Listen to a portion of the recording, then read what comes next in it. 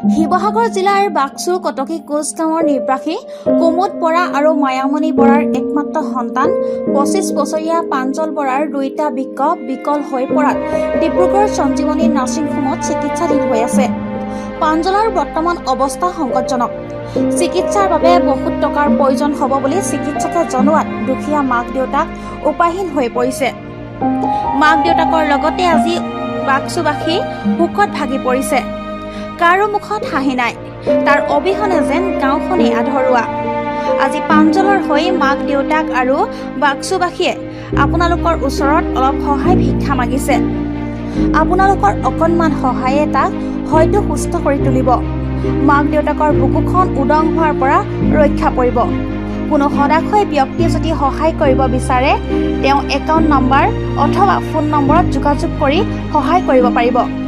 Account number 3039366780 phone number 8638398719 IFC code SBIN 002095।